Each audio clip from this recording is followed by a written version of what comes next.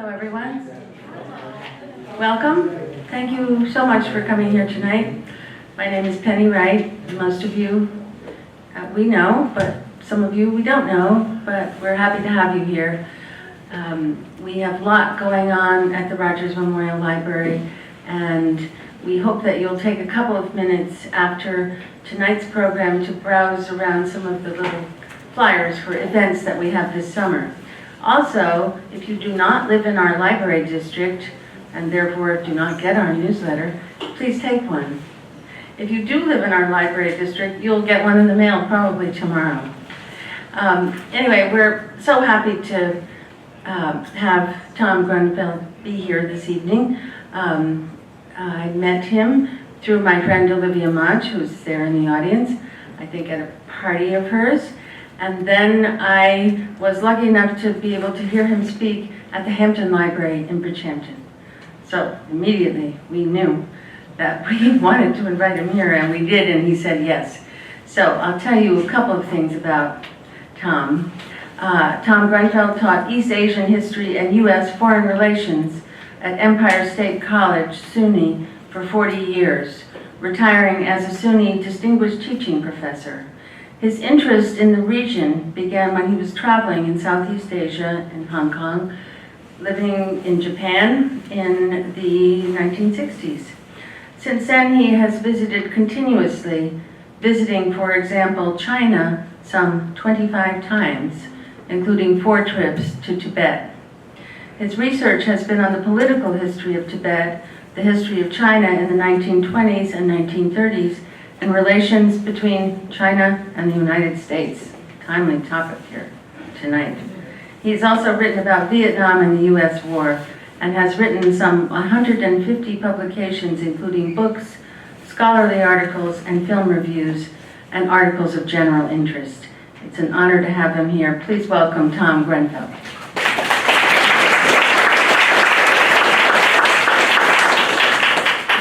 Thank you. Thank you all for coming. Thank you to the Southampton Library for inviting me. I have to say that when Penny and I were talking about this several months ago, neither of us could even dream of how chaotic the situation would be.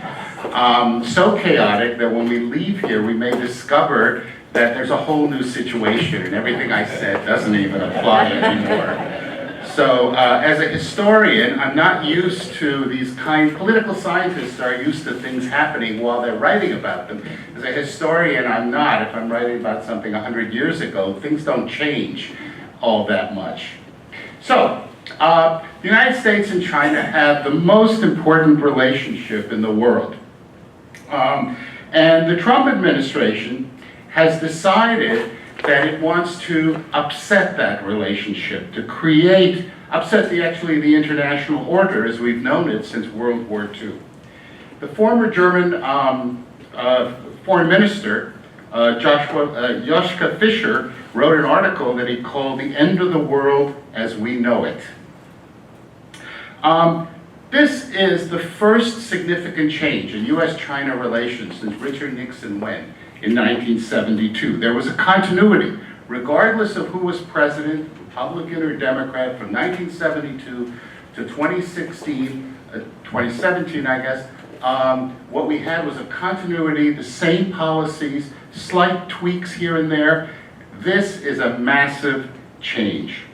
Together, China and the United States represent 40% of the world's GDP, just to give you an idea of how that works. China is the United States' 3rd largest export market. Exports from the United States to China support some 2 million jobs in the United States. For example, 20% of all the exports from the state of Washington go to China. So the ability to disrupt is there. But this is much more than a trade war. That's the way it's portrayed in the media. But in fact, it's far more than that. Since John Bolton and Mike Pompeo have become part of the administration, their goal is not so much to get an agreement on trade. Their goal is to really prevent the development of China's economic, military, and political spheres. They want to hold China back.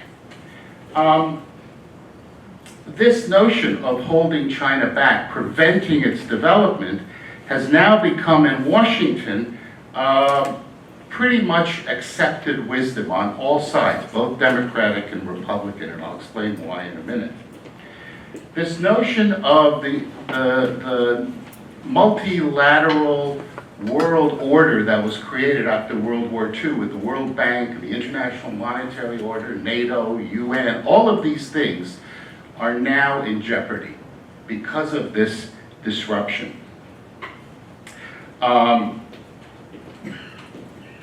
People's Daily, the Chinese Communist paper, has also begun to speak out about the situation, and they've become much sterner as well.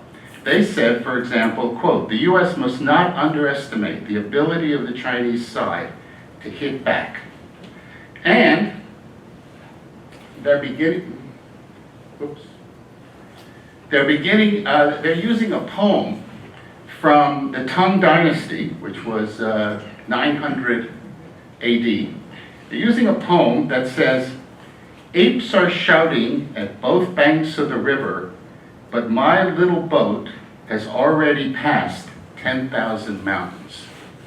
And what this means is that America could be shouting at China, that little boat, trying to prevent it, but it will keep going, it'll bypass all of that, and it will achieve its aim.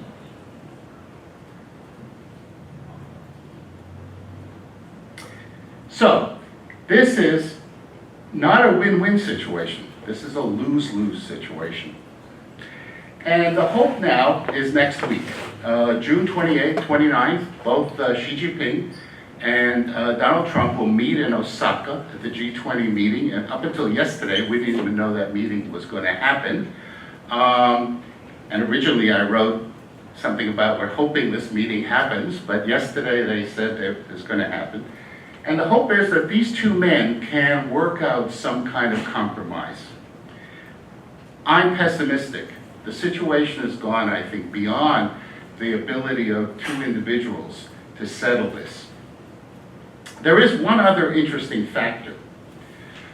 Donald Trump, this is Osaka 20, Donald Trump has over 10 different criminal investigations going on. Chances are that if he loses the election, he'll be indicted.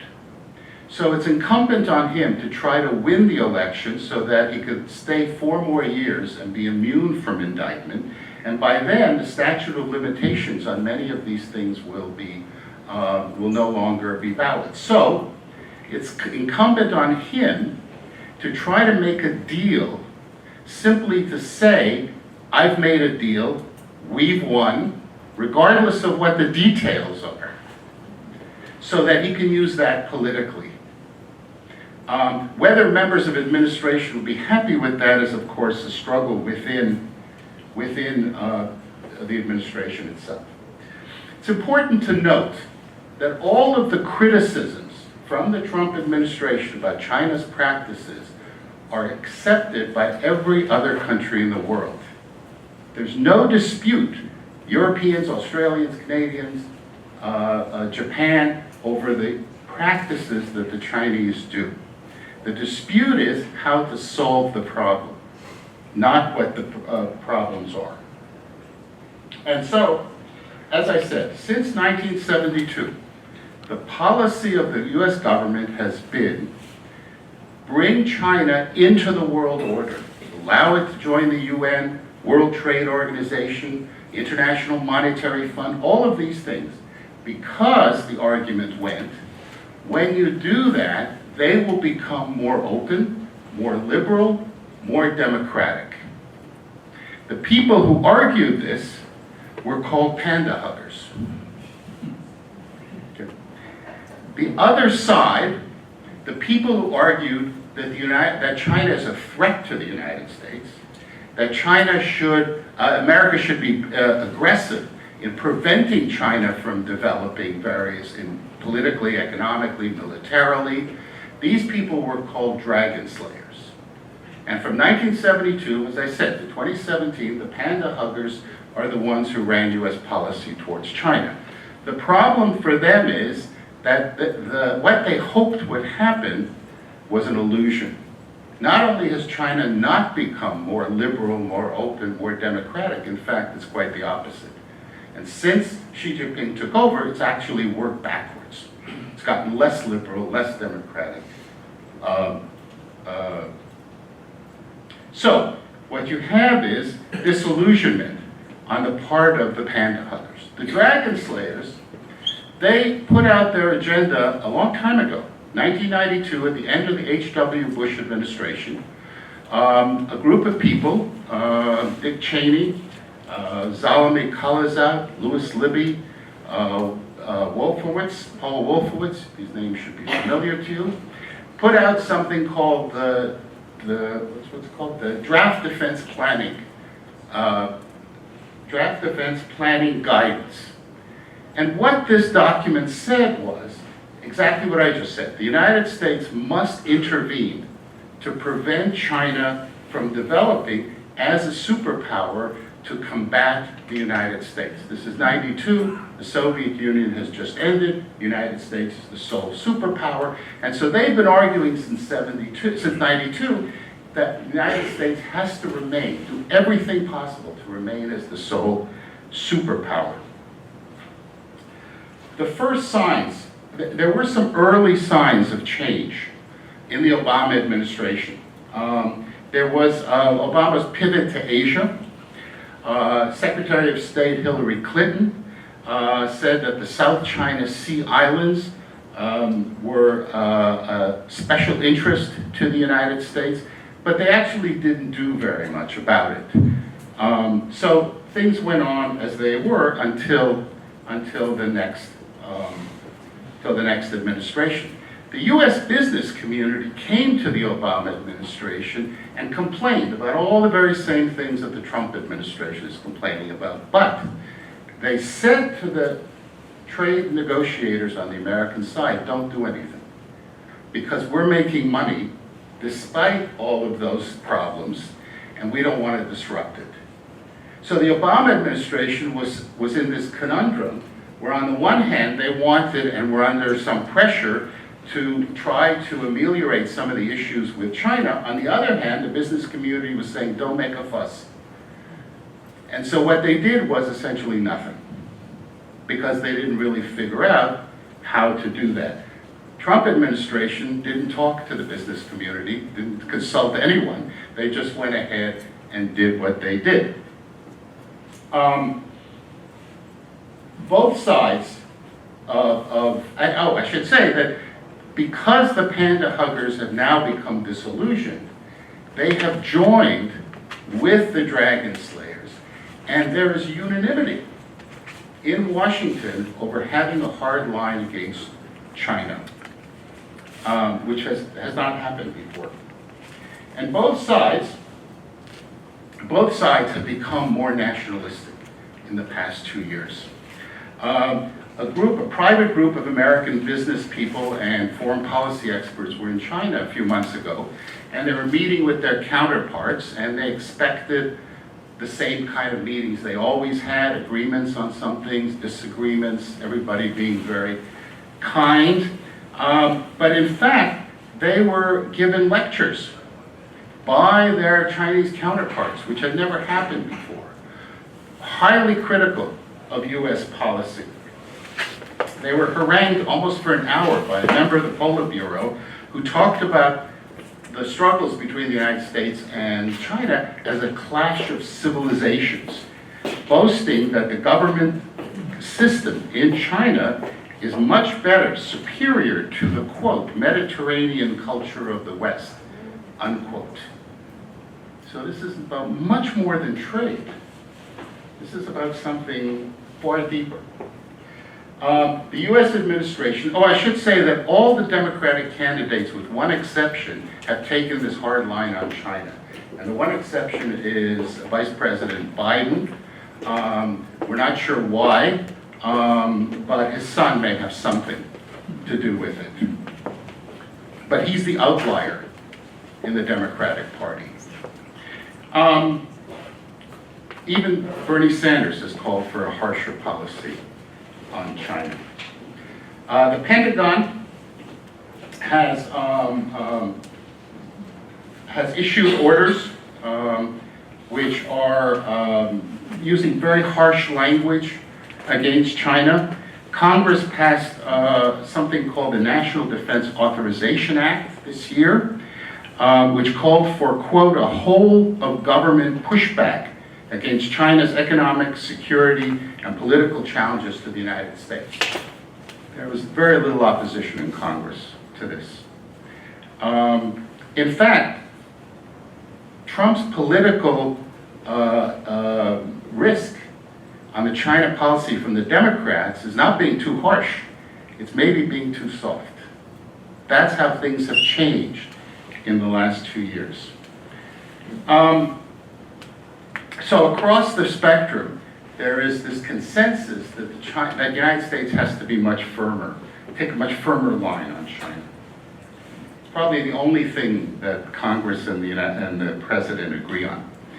So there's 4 groups of Americans who are disturbed by China's practices.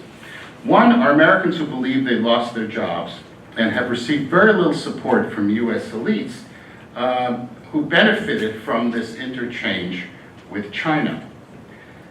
China didn't steal any jobs. No Chinese came here and stole jobs. It's American corporations that took the jobs away from this country and brought them elsewhere, whether it's to Mexico or Vietnam or Bangladesh or China or whatever. And it's the people who felt that this was better for China, the Larry Summers and Hank Paulson and Robert Rubin, people who formed this kind of policy that really people should be angry about as opposed to China. The second group are manufacturers who have lost out because of the China trade. The third are people who are suspicious about foreign influence and immigration. Fourth are evangelical Christians who are very sensitive to the religious issues in China. There was some religious repression. It's very complicated because China has churches and government. They publish more Bibles than anywhere else in the world. At the same time, there's also religious repression, so it's a very complicated thing. And finally, the far right, which these are the dragon slayers who have now come into the fore because they are in the government. And this Committee for Present Danger existed during the Cold War. It was against Russia. It disbanded after 1991. It has now been revived, and it's against China. There have also been changes on the China side.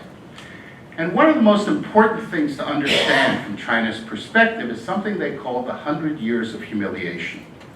This is something that's in the papers every day. Every child learns about this. It's a constant theme of the last 15 years. And what it is that up until the 16th century, China was the most technologically advanced country in the world. What you see here are 2 ships. The large one was part of a fleet that was sent out to Southeast Asia and Africa by the first Ming Emperor in 1400, a little after 1400. The second ship is Columbus's 100 years later. Just to give you a sense of where they were technologically. The admiral was a Muslim eunuch, and these are his voyages. Far more than Columbus getting to the Bahamas from Spain. The second thing is that up until 1800, China was the largest economy in the world. And you can see if you look at 1820 and then you look at 1870, it begins to drop.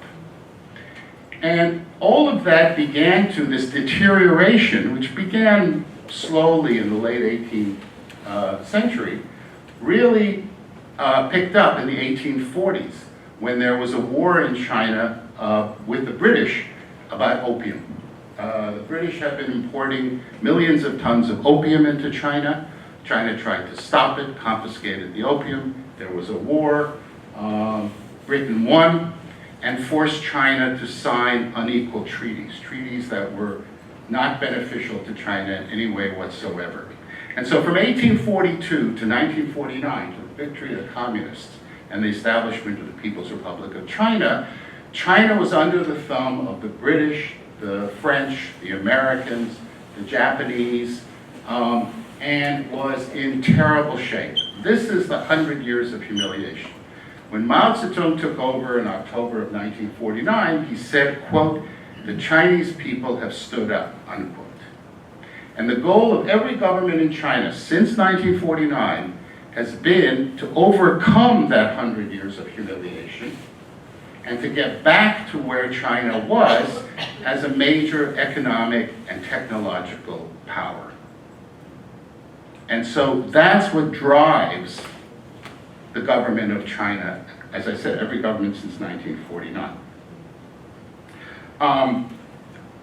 This notion, a kind of more assertiveness, began just before Xi Jinping took over, but since Xi took over 5 years ago, 6 years ago, it's become much more accelerated, much more ambitious, much more assertive, much more authoritarian. China is not peddling an ideology. Communism exists only on paper. There's no real communism in China. They're not professing a religion. They're not going around trying to Christianize people or anything like that. They're really interested in being part of the world economically and changing some of the concepts that we've lived with since 1949. Notions of human rights, notions of sovereignty, internet, control of the internet.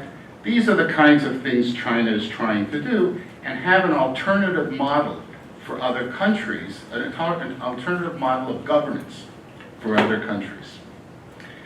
After the Tiananmen incident, the Tiananmen massacre in June of 1989, and the collapse of Eastern Europe, Chinese Communist Party pretty much gave up communism. And what they replaced it with was nationalism. And this nationalism, this is a direct quote, this is from Xi Jinping. He's trying to create a great rejuvenation, a China dream. And what this means is an acceleration of this kinds of nationalism. And so, for the Trump administration to dictate terms to the Chinese before negotiations even start is to run counter to this whole notion of nationalism and China trying to regain the place in society that it believes it should be in.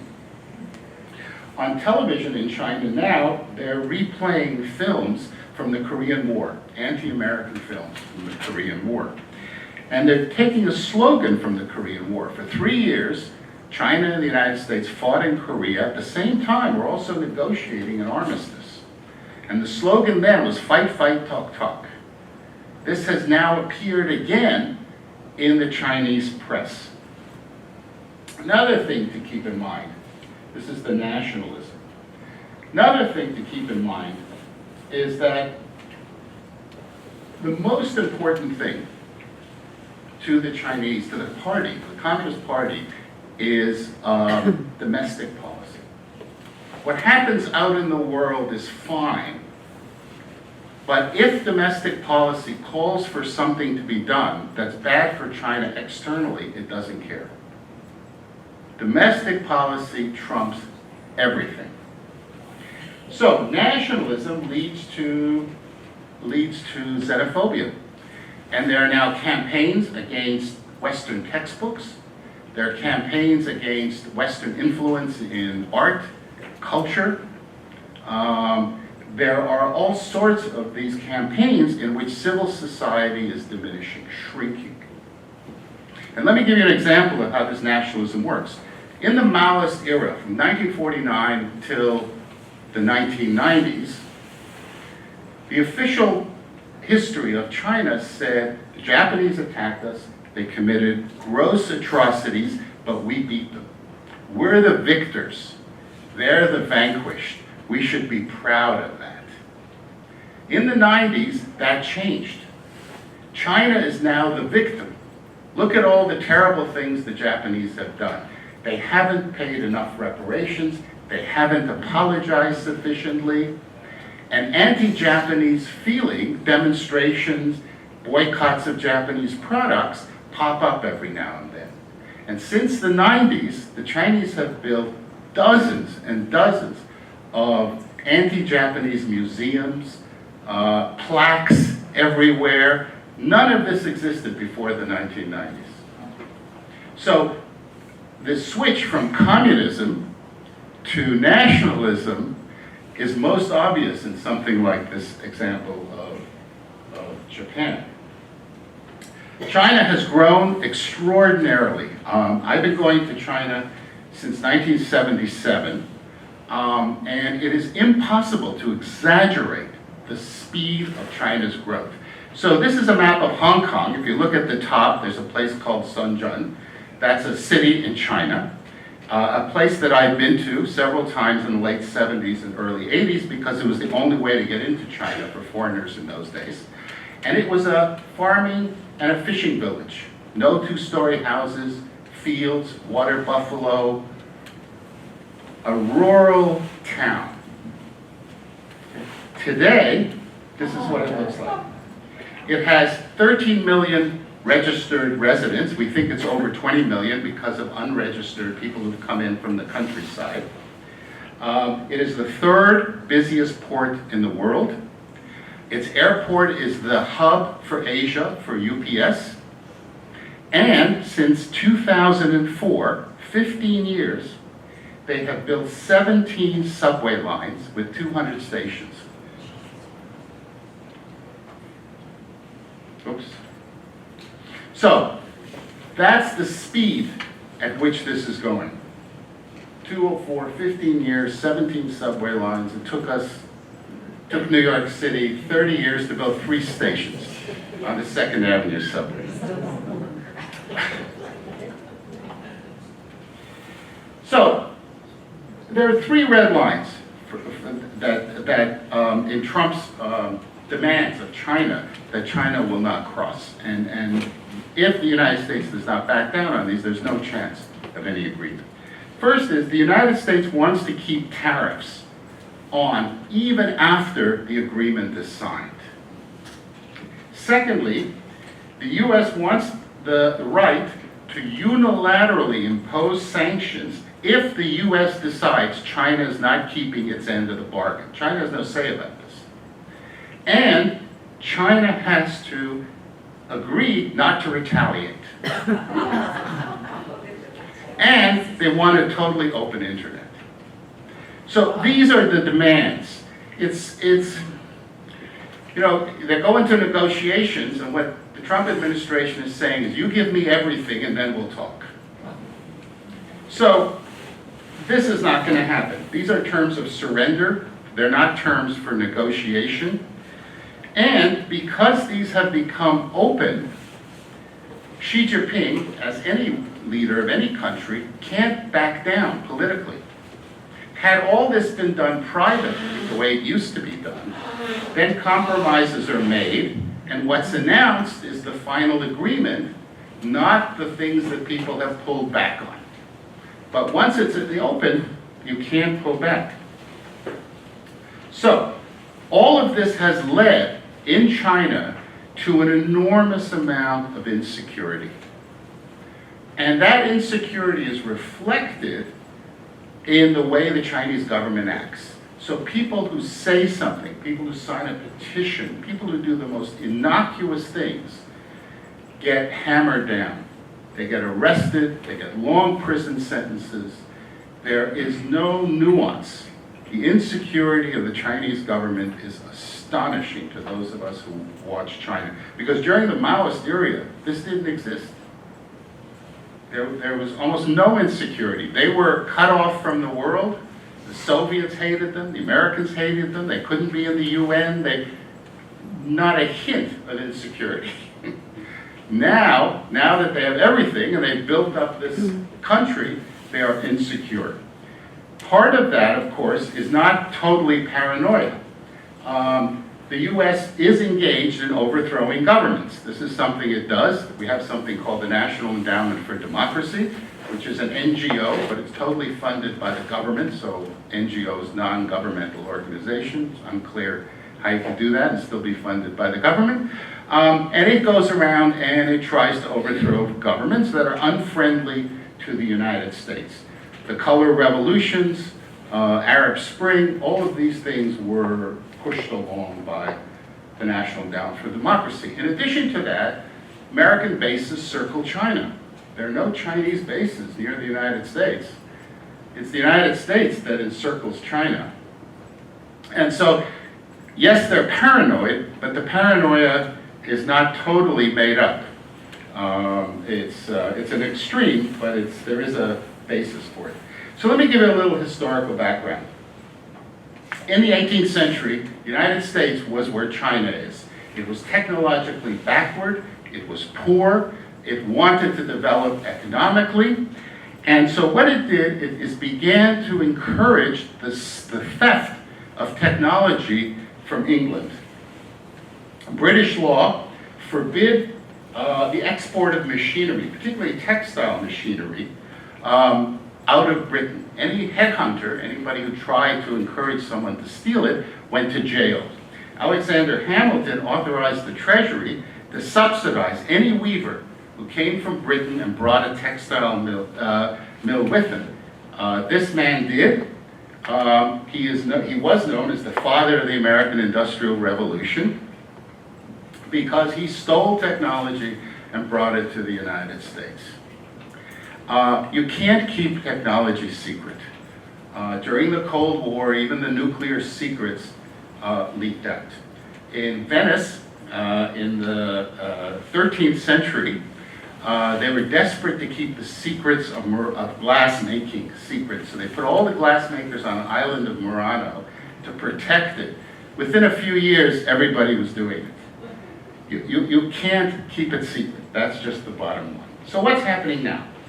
Well, talks broke down 2 or 3 weeks ago, as I'm sure most of you know. We're all waiting for this meeting next week between Xi Jinping and Donald Trump.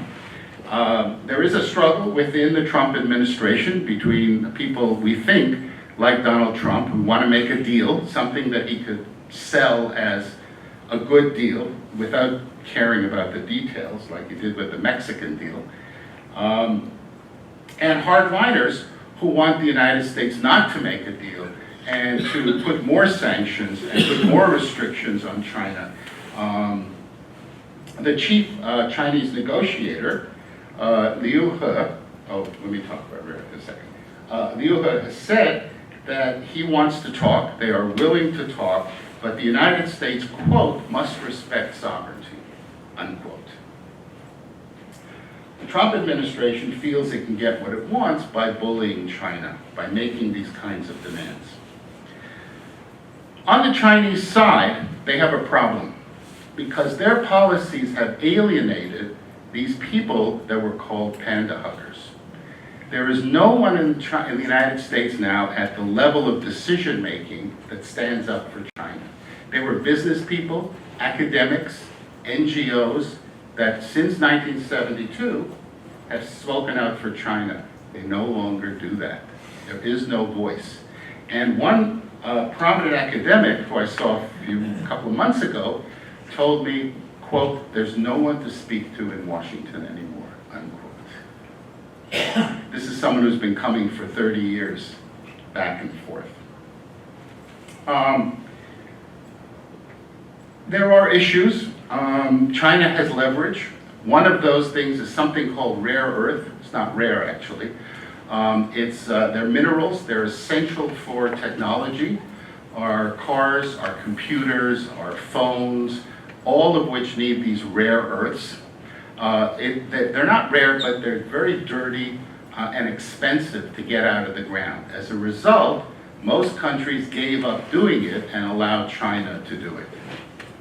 So China has leverage because it produces these vital ingredients. So they could they could stop selling these things to us and to other countries, and technologically that would hurt us. But there's something else. These rare earths, when they're processed into permanent magnets, they're vital to the American military in guidance systems and bombs.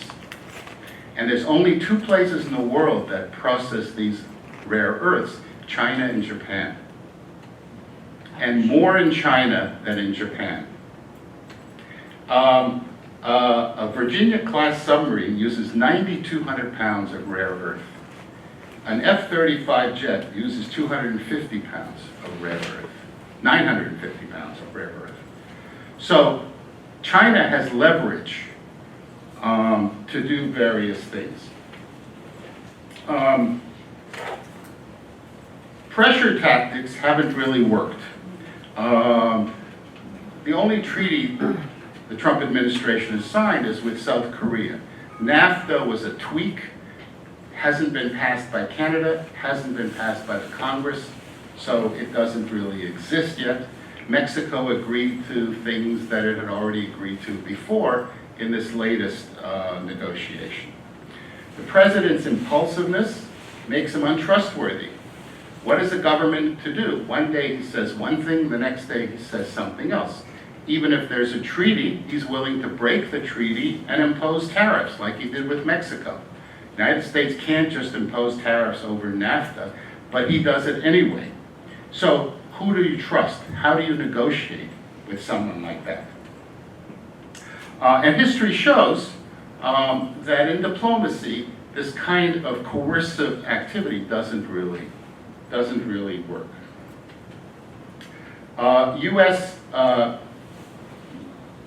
Americans also suffer from these policies. The tariffs, China is not paying the United States for these tariffs. The tariffs are a tax on us. So we pay higher for goods. Businesses, stockholders will be affected. It will eventually hit, especially if it lasts for another year or so, it will hit the economy, and we're going to see our economy suffer as a result. In addition to that, America's allies, Europe, Canada, Australia, also have constituencies. They also have issues. And they've begun to abandon the United States. At an Arctic conference in Finland a month ago, Canada did not side with the United States, it sided with China. Allies are joining what China calls the Belt and Road Initiative, even though the United States is pressuring them not to. They're simply ignoring the United States. Many countries are ignoring the American sanctions against Huawei, the technological company. So because the Trump administration has alienated even America's friends, they're turning against the United States as well. There is also fear of a new Red Scare. Stephen Miller, who is in charge of immigration in the Trump administration, has called for deporting all Chinese students. There are 360,000 of them in this country. The government has begun to look at labs, scientific labs, hospital research centers, to weed out Chinese, even Chinese Americans, who they don't trust. These 360,000 students, 36% of them are in STEM, science, technology, engineering, and math. They are going back to China. In China, they're called sea turtles, turtles who go out to sea, swim around for a few months, and then come back on land. And Canada, Australia, Japan, Europe are actively recruiting graduates, Chinese graduates of American universities in that field. The worst case scenario, of course, would be all-out war. China has modified its policies in the last 2 or 3 years towards other things, not towards the United States, but towards other things. It has cut back on the militarization of the South China Sea Islands. it has begun to negotiate with Southeast Asian countries, the other countries who believe that some of these islands belong to them. China has not called this a trade war. It's called a trade friction, and that's an important distinction. It has not taken any extreme measures such as preventing rare earths from being exported or selling off US treasuries or any of these things, not yet. And it's responded to criticism of its deals with countries in Africa and Asia and Latin America. It's renegotiated agreements, and it's done exactly what the International Monetary Fund has done. It's renegotiated loans, it's lengthened out the payments, it's cut the interest rates, it's done all of these things. This is a very difficult year for China. In China, anniversaries have enormous cultural and political impact. And this is a year of major anniversaries. On the upper left-hand corner is Tiananmen Square, the massacres, the 30th anniversary. Next to it are demonstrations for Tibetan independence. It's the 60th anniversary of a revolt in Lhasa that led to the Dalai Lama and some 100,000 Tibetans to flee Tibet. Below that, it's the 20th anniversary of a demonstration in front of the leadership compound by a group called Falun Gong, which has also been repressed brutally. And finally, this is a demonstration in 1919, at the end of the First World War, where students came out, and this was the beginning of, I guess you could say, modern China. This is a very important, it's the 100th anniversary. It's a very important holiday in China. Every year there are things at the universities to commemorate this thing. It's called the May 4th movement. In addition to that, it's also the 70th anniversary of the People's Republic of China on October 1st. And it's the 10th anniversary of riots in Xinjiang, which has led to the kind of repression that you've been reading about in Xinjiang. What happens in these cases is the government tries to shut things down. So June 4th, around June 4th, the week before, the week after, censorship increased to prevent any kind of discussion about the Tiananmen massacre. In Tibet, foreigners are not allowed in Tibet in February and March. This year, January, February, and March, because they're afraid foreigners will come in and agitate and create some kind of problem. So these anniversaries, to us, we don't think that much of anniversaries. They're nice, we celebrate them. But in China, they have enormous political meaning. And so this is a year of particularly sensitive time in China. So what can the US do? Well, there are some options. One option is that the United States reaches out to its allies. As I said, all of the allies agree with the problems that China has created. And so there's no disagreement about that. And collectively, what these allies could do is go to the World Trade Organization and renegotiate various things to solve these problems. Much more power if 30 countries, 40 countries together bring a case, as opposed to this kind of one-on-one Xi Jinping, Donald Trump kind of negotiation. This is difficult to do. America's image has deteriorated in the last 2 years. There's not much support among its allies, and it's very difficult for the Trump administration to try to make up for everything. Remember, it came into office, the first person he attacked was the Prime Minister of Australia. I mean, who could make that up? It's just incredible.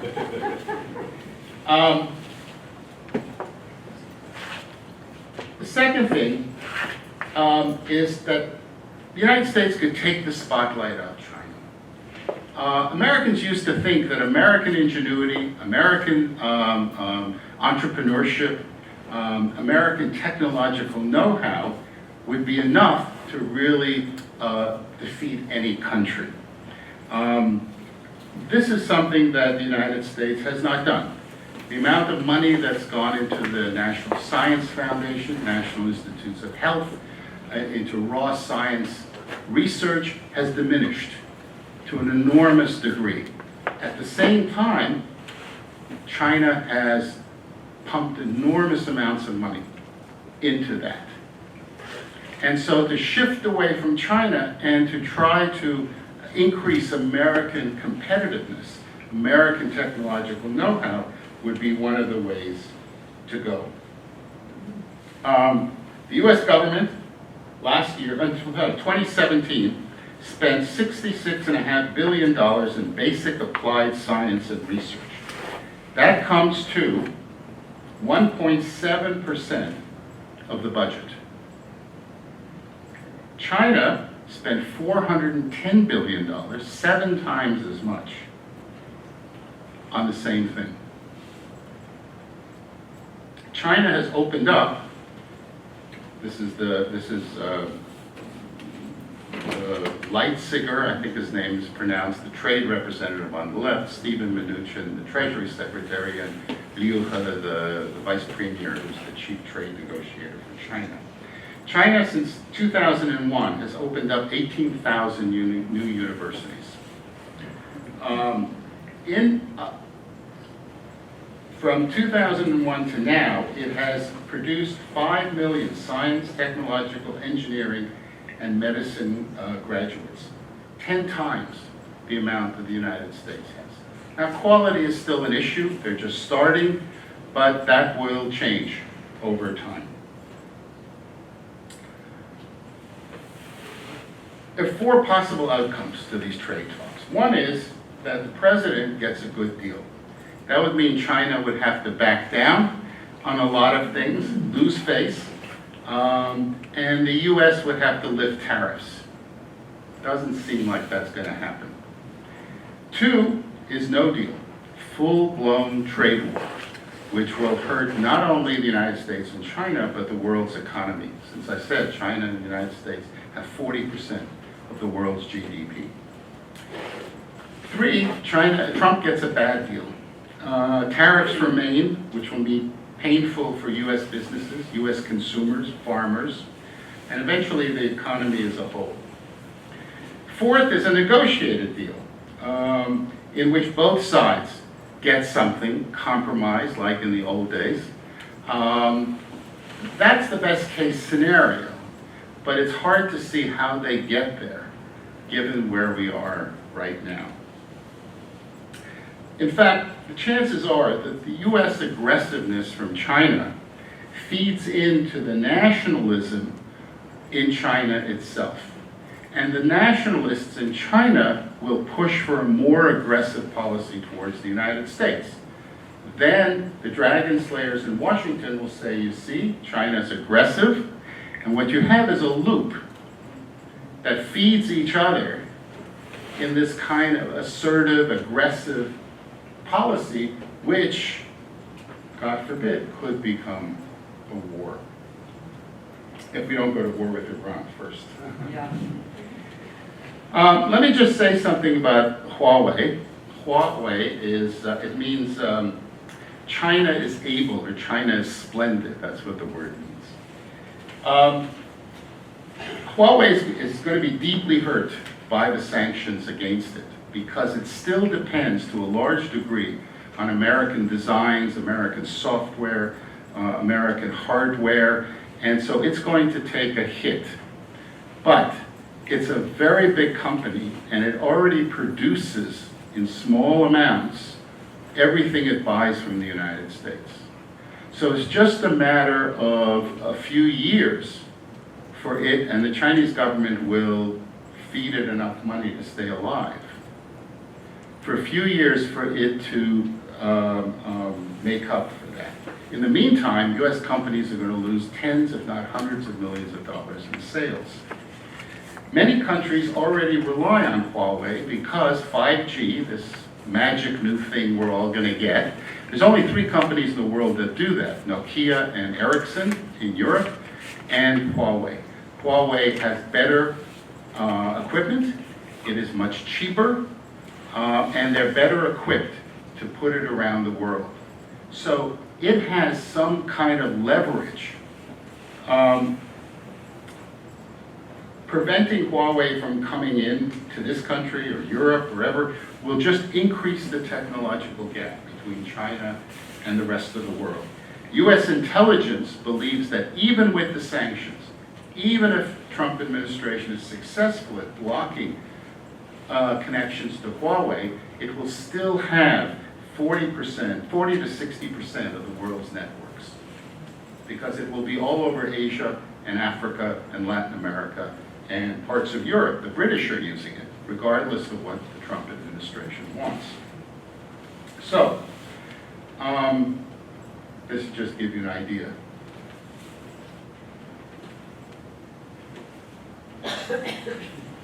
Where we are. The Trump administration has created a crisis, an unnecessary crisis, because, as I said, could easily have gathered its allies together, gone to the World Trade Organization, and compelled China to change its practice quietly, out of the public eye, without the Chinese government losing face. This crisis will make us suffer, and we are at the edge of a new era that will outlive the Trump administration. It's hard to see how a new administration, if there is a new administration, can go back to the previous time. We are in a new world that we are not totally prepared for. China is not an enemy. It is a nation. It's trying to raise its living standards. It's trying to build up its technology. It's doing what any country would want to do. The Trump administration is determined to stop that development. The Trump administration's policies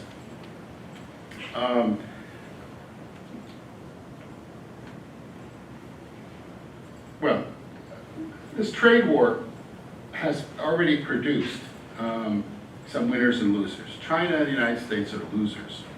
But other countries have done well, are doing well, because production is moving out of China. The other thing that's happening is that goods produced in China are being shipped to Vietnam and Cambodia and Indonesia, and then shipped to the United States as coming from these other countries. This is an old story for China. China and Taiwan were at loggerheads for 40 years, more than 40 years, 49 to the 950 years. But there was trade. Trade was through Hong Kong. Goods from Taiwan would be sent to Hong Kong. Made in Taiwan would be taken off. Made in Hong Kong would be put on, shipped into the mainland. Goods from China came to Hong Kong. Made in China was taken off. Made in Hong Kong was put on, shipped to Taiwan. They did that for 50 years. They can do it now through these other ways. So far, the first 6 months of this year, economists believe that both the United States and China have already lost $3 billion. Companies in Japan, Vietnam, Cambodia, Indonesia, as I said, are all doing well. Brazil's soybean farmers, their exports have increased 130% this year alone. So they're doing well as well. We are inextricably linked. 1972, China was cut off from the world. Its only two allies were Pakistan and Albania. No other country had a good relationship with China. So what happened in China to the Chinese economy affected no one outside of its boundaries, because it was so cut off. Today, China's economy is interlinked with the whole world. And so what happens in China affects all of us, as it does as the United States economy. Our attitudes towards China keep changing, depending on what's going on at the moment.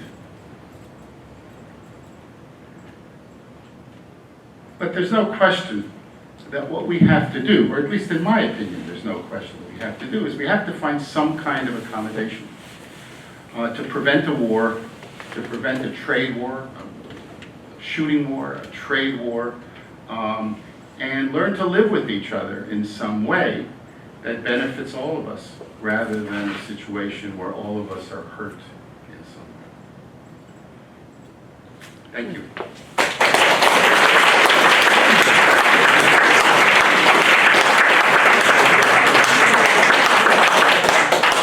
Would you take some questions? Tom, would you take some questions? Yes, of course. Yeah. Yes. What is the national debt of China? That China has? I don't know. Why don't we know? Well, we know, economists know, I don't know. I mean, it's a surplus. I caught an expression that you used about saving face. To me, that has always been an Oriental priority. The Chinese don't want to lose face. How can Well, we don't like to be humiliated either. It's I not mean, what it is. That's not what it is. it's, again, the issue, the problem for the Chinese government, perhaps even the American government, is that once these kinds of things become public, it becomes much harder to compromise because you're seen as giving in. Xi Jinping, 7 people run China, just 7 at the top. Xi Jinping is the leader, but the other 6 are not totally in his camp. And so he has political pressures, all sorts of things. The demonstrations in Hong Kong put pressure on him. Everything puts pressure on him. So he doesn't have the kind of power that Mao Zedong had. Mao Zedong had absolute power. Nobody put pressure on him. He did whatever he wanted to do. No one has had that power in China. And Xi Jinping doesn't have that kind of power in China. And so he has to be very careful, again, because of this nationalism, that in the last 20 years, 25 years, this nationalism has grown up to such a huge degree that it makes it even harder for him than it would have been earlier to compromise. It's very difficult. What happened to China's program to replace the U.S. dollar as the reserve currency? I'm sure at some point they'd like to do that. It's not happening. No, it's dead in the water for now. For the moment, it's dead in the water. John? What about Taiwan? Do you see Yeah. that as a significant place where we could start shooting at the Chinese? It's hard for me to see the United States intervening on behalf of Taiwan. It's very far away. It's not really about American interests. That doesn't mean they won't. I find it hard to do it. It's also hard for me to believe that China would do that. It would be killing a golden goose. China and Taiwan, for those of you who don't know, when the Civil War ended in 1949, the nationalists under Chiang Kai-shek fled to Taiwan. And the only reason the communists didn't continue on to Taiwan is they didn't have any boats because they were in the middle of the country. And so they needed time to get together a navy, quote unquote. They really just needed boats to get their soldiers to Taiwan. October 1st, People's Republic 49, the People's Republic is announced. And in December of 49, 2 months later, Harry Truman tells Chiang Kai-shek, the United States is no longer protecting you. We are out of the Chinese Civil War. You're on your own. So it's just a question of time. How long does it take the communists to get these boats? Then in June of 1950, the Korean War breaks out. And U.S. policy changes. And the U.S. parks the 7th Fleet between the mainland and Taiwan and sends thousands of troops to Taiwan. So Taiwan exists today thanks to Kim Il-sung. They should make a national holiday for him, otherwise they wouldn't exist as they are now. And so there was this belligerent situation between the mainland and Taiwan until the 1990s. In the 1990s it changed, relations were opened, direct flights were opened, There are now tens of thousands of Taiwanese businessmen in China. There's a whole suburb of Shanghai that is Taiwanese businessmen, Taiwanese restaurants, Taiwanese movies, Taiwanese schools for their kids. And so they have, through evolution, come much closer together. And there's investments, Taiwan investments in China, which is hundreds of millions of dollars, mainland investments in Taiwan. And so, there are a lot of good things. There's rhetoric. The current government of Taiwan in their platform says that they're for an independent Taiwan. They've never acted on it. So there's a lot of yelling back and forth, but there's all this other stuff that brings them together. And it seems, it's hard for me to envision that China would kill that with an invasion, which would be extraordinarily costly, because Taiwan is small, but it has a very technologically advanced military. Yes, in the Yeah, a back. lot of the American companies that have gone into China, Yeah. they've been forced to transfer their technology, whether overtly or through some Yeah. surreptitious Yeah. means. And No, then- not at all. Well, when you were speaking of the university professors, that's one of the theories, is that some of it's being transferred Yeah. out of the US. No, China has a law. And the law is that if you come into China, if you want to, you have to, Correct. It Right. is part of the joint but, venture but structure. no company has to go there. They go there voluntarily. Yeah, So but, they're not being forced to do it. Google left China for that reason. It just refused to share its technology, so but it even moved if out. you didn't go to China, a lot of the technology has been taken, duplicated over there, and produced, mass-produced. I don't know about a lot, but But certainly that's In happened, the yes. drug world and Mhm. in the computer world and all that. And Mhm. then, if you can then produce products using that technology without paying for it, then of course you can become the low-cost producer. Everyone says, well, let's rely on the WTO. Why haven't they done anything over these years, and why should we believe they'll do anything in the future? Well, there's two reasons that the United States hasn't. One was this illusion that China would eventually become more liberal, open, democratic. These were the panda huggers, what they said. And so let's just wait it out.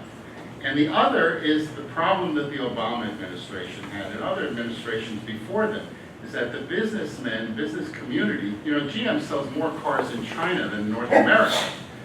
And so, and Boeing, 25% of Boeing's sales are to China. So these companies went to Obama administration and said, yes, these are problems, we don't like them, but don't make waves. So, there was this contradictory thing going on behind the scenes, and no president, and we're talking about every president from Richard Nixon to President Trump, had the same issue. But a lot of those companies also lodged complaints with the WTO. Correct. To get some sort Correct. of protection. Correct. Zero happened. Yeah, a company lodging a complaint with the World Trade Organization is going to take a long time. But if 20, 30 countries went to the World Trade Organization, things would happen much quicker. Yes? I'm just curious, how dangerous is way, Americans are very nervous about doing anything right? Well, here's the problem with Huawei. There is a law in China that says that if the government demands a company allow it into its technology, it has to do that. Here in the United States, that doesn't happen. If you remember a few years ago, Apple refused to unencrypt one of its phones. Somebody had committed a crime, and the police said if we could just get into his phone, we could solve this crime, and Apple said no. Huawei doesn't have the power to do that. So even if Huawei is not doing anything at the moment, there is this law which they would be subject to. And so that's a genuine fear. Yes? Are there still missionaries in China, American missionaries? Not officially. Missionaries were deported, some lasted as long as 51, but not since 51. However, there are evangelical Christians and Mormons who go to China as English teachers. And they like to go to rural areas where most Westerners don't want to go. Most Westerners want to teach English, want to teach it in Shanghai or Beijing or someplace like that. But there's less scrutiny in these rural areas. And quietly, they are proselytized. Yeah. John? What about Hong Kong? Who came out ahead and what's likely to happen now? Wow. Boy, did they misread the situation in Hong Kong. Yeah, it was really incredible. 2 million people. The history of Hong Kong. So in 1997, Hong Kong was reverted back to China. It had been taken at the Opium War in 1842. So it got reverted back in 1997. But the treaty that was signed said that nothing would change for 50 years. Okay. When the treaty was signed between Britain and China, there was no political democracy in Hong Kong. The British never allowed political democracy for 150 years. Every official was appointed by London. People of Hong Kong had no say in who their officials were. Treaty gets signed, so the Chinese say, good, we'll keep that system for another 50 years. It's good for 150 years, good for another 50. The last Governor General of Hong Kong, Chris Patten, on his own, without authorization from the British government, introduced a form of democracy, which made both Britain and China very angry. And so there's this kind of funny where some of the people in the parliaments called LegCo, Legislative Council, are elected and some are appointed. And so it's just a hodgepodge of things that Chris Patten sort of put together. The Chinese have allowed that to stay, haven't done anything. But in recent years, there has been slowly edging into Hong Kong. And one of the things was 2 years ago, I guess it was 2 years ago, they refused to allow full democracy. And the leader, who's now Carrie Lam, she was selected by Beijing, not by the people of Hong Kong. And so there is now this struggle between the people of Hong Kong and the Chinese government. And the government of Hong Kong is in the middle. Yes? Should there be a war between America and Iran inside China? I don't think anyone in the world is going to take sides. I think Will there be a war between America and Iran? What side do you think China is going to take? I think that most countries, if not all countries, will try desperately to stop it. It's because it's not like Afghanistan. Afghanistan is really of not much interest to anyone. It has no vital exports. It has no exports whatsoever, even before all of the Russian invasion and all that other stuff. It's largely irrelevant. Iran is a country with oil. It controls the Hormuz Straits.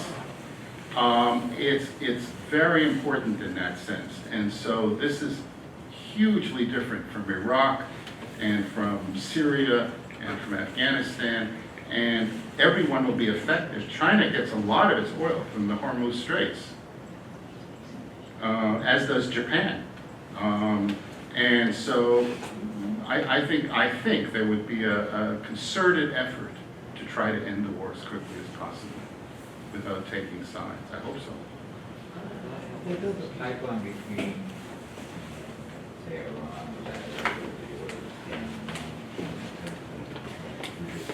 Yeah, so China has a program called the Belt and Road Yeah, I Initiative. understand. How much progress has been made on the road? Railroad is a railroad?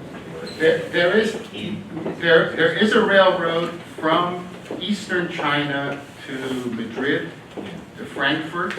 If you own an HP computer, all HP computers come on that railroad to Europe. It's not cost effective at the moment. It's being subsidized, but so the objective of China, I'm sorry I don't have the map, but the U.S. military, the U.S. Navy controls the Pacific and the Indian Ocean. And there is a strait called the Malacca Straits between Indonesia and Singapore. It's very narrow, very, very narrow. But all the goods between Europe and the Middle East and East Asia go through this narrow straits. And the U.S. military controls the area around it. What China has done is it's building I railroads. think they would want to do a crash course on, modernizing the railroad or expanding it, and. Well, what they're doing is they're building Sand railroads. would bring oil back with it. They're building railroads and ports in the Indian Ocean, so they don't have to go through the Hormuz Straits, and they don't have to compete with the U.S. Navy. The water freight is that much cheaper than railroad. Yes, at the moment it is. So oil pipelines through there instead of by ship through the Hormuz Straits, railroads, roads. They're building ports in Pakistan. They own the I saw that, port. but I didn't really understand why. Right, it's to avoid the U.S. Navy. The railroad is so much more expensive than water freight. At the moment it is. There are different gauges. Goods have to be taken off at each border. You go through China, Kazakhstan, Uzbekistan, Russia, and then Poland. You're going through all these different countries. And that's not something they can negotiate. It is something that eventually will be very smooth, and they will build high-speed rail. China has 20,000 miles That's a weakness of that high-speed we have track. in terms of editing, because Right. they stick 5 million men on it for Right. 5 years. And, Yeah. Yeah. I think we're very vulnerable by pushing. In the long term, if we don't invest in infrastructure, if we don't invest in technology, science, yes, we are at a disadvantage. Because the amount that they're investing. Trade of goods, if you've got a continuous railroad, that's not a different gauge, it doesn't have to. Correct, stop and it will be, And eventually it will be. eventually, and I understand they opened a port in, not Venice, Trieste, not yet, but yes, they're negotiating the treaty. They already own Piraeus in Greece. What do they need us for? They have access to Asia and all of it. That's the Belt and Road Initiative. That's the idea, to avoid the United States, the Navy, and everybody Bridge else. over the Suez Canal. That's, I don't know about that. That they haven't talked about yet. But they did just open a 35-mile bridge from Macau into China, which is the longest bridge in the world. Sorry? Macau is next to Hong Kong. Used to be a Portuguese colony. I mean, I think it makes us very vulnerable. So, I mean, you push too hard and you can trade with the West, That's what Huawei's going to do. which is precisely what they're doing. Since I know a lot of people cannot hear this conversation, I think we're gonna formally. Oh, sorry. And that's okay, I'm if you sorry. might stick around for a few minutes if. Yes, of course. People want to talk, but I do know some people have to go, and I don't want anybody else to leave before we thank you for just a. Thank you.